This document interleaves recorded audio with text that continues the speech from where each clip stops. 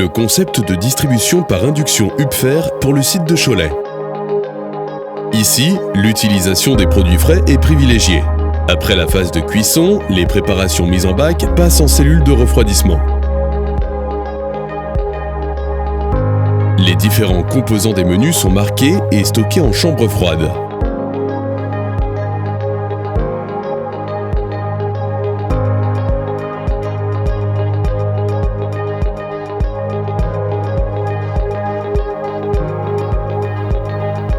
Avant le départ vers le site de conditionnement, un relevé de température est effectué. Les bacs contenant les divers ingrédients froids sont ensuite rangés dans des armoires de transport isothermes. Celles-ci voyagent par petits porteurs vers le site de conditionnement. Des chariots de préparation sont équipés et remplis, puis approchés de la bande de conditionnement. Le plateau se compose de l'assiette du plat principal avec sa cloche, du bol de soupe ou de l'entrée chaude, des ramequins de salade, d'entrée froide et de dessert. Pour le fonctionnement particulier de la polyclinique, la mise en place sur plateau s'effectue en une seule phase pour les repas de midi et du soir. Les seuls emplacements prédéfinis sont ceux des plats chauds qui nécessitent impérativement d'être couverts d'une cloche. Le dessous de l'assiette dispose d'un film spécial et breveté permettant le fonctionnement du principe d'induction.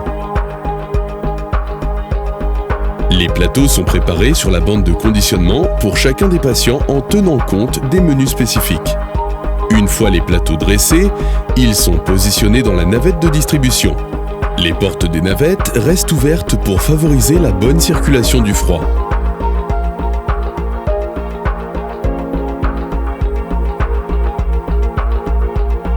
Aucune technologie n'est présente dans la navette. Aucune séparation des côtés chauds et froids n'est nécessaire.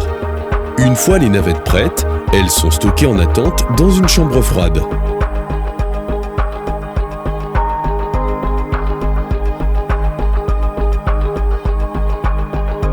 Il est toujours possible de rajouter un plateau à ce moment-là, pour un accompagnant par exemple.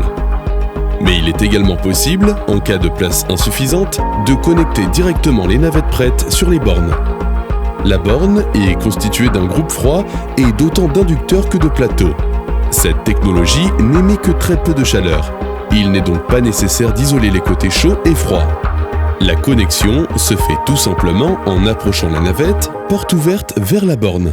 Celle-ci dispose en partie basse de rails de guidage. Une fois la navette positionnée, il suffit de solidariser celle-ci avec la borne en actionnant un levier. Les plateaux viennent tranquillement se glisser sur les inducteurs, l'un derrière l'autre. Une légère séparation permet de scinder la zone chaude de la zone froide, mais également de veiller au bon positionnement des plateaux. Un témoin lumineux indique que tout est en ordre, ainsi que la phase dans laquelle se trouve la régénération. Le démarrage de la régénération peut se faire manuellement ou de façon automatique. L'écran de contrôle donne à tout moment les informations utiles. Au terme de la régénération, une alarme lumineuse et sonore indique qu'il est possible de déconnecter la navette pour commencer la distribution. La navette est déconnectée par le levier. Les portes sont fermées et l'acheminement vers les services peut commencer. Le principe d'induction permet de réduire au strict minimum l'apparition de condensation sur la cloche. Un contrôle visuel et un relevé de température peuvent être faits avant le service au patient. N'ayant apporté de l'énergie que sur les points chauds, le plateau complet peut être saisi à pleine main par le personnel et les patients sans aucun risque de brûlure.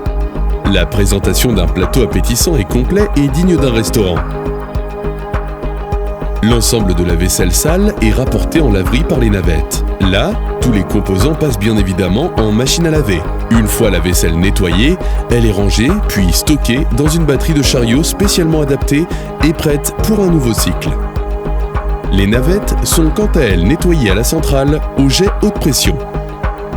Elles pourraient même passer en cabine de lavage.